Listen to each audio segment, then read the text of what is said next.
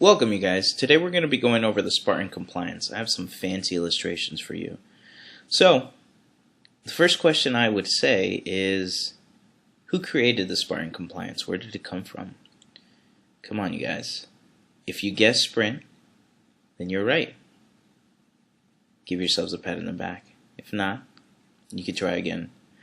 SPG got together in a meeting room or outside the office, wherever they got together, and they wanted to figure out, hey, we need a one payment system for our replenishment products. So, effective on December 13, 2011, all SPG products must transact through, come on you guys, I know you got this, ePay. If you got that one, give yourselves a pat in the back. Still got a few to come, so if you didn't, keep going. With ePay, they decided to start an initiative, which came to be the Spartan Initiative.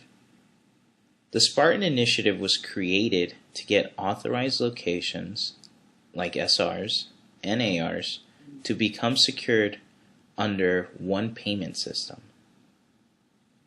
And we all know what that one payment system is, right?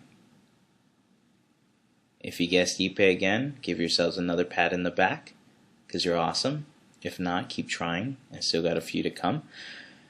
Which also gave birth to being compliant. Now, being compliant, what does that mean to be compliant? Well, let's break it down to you. The store location is mapped with their ePay account, is the first thing for being compliant. The second thing they would have to do is download a digital certificate to be compliant. The third thing they would have to do is activate their web pause. Without the web pause, they can't really do much. And the fourth thing they need to do is secure with a static IP. But what does that actually mean? If I don't know anything, what does that mean exactly? Well, I'll break it down for you a little bit more. Let's go into Compliance 101. What does that mean? Mapping. What does it mean to be mapping a location? Are we actually mapping anything? The answer is yes, but let me explain.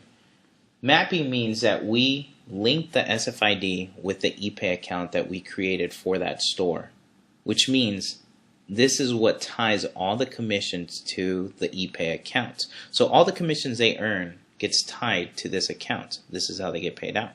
So mapping is very crucial. Now, second thing.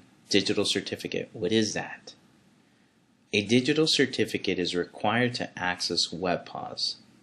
But what is it? It's actually it's a program that they get. This ensures that only your computer has access to WebPOS and any other computer that has a digital certificate installed. Without it, no access.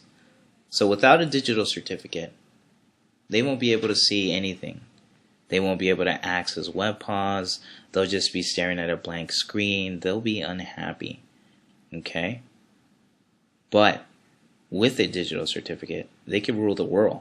They have access to every product that Sprint has. They have access to other products as well. So, a digital certificate is important. How did they get this digital certificate, you might ask?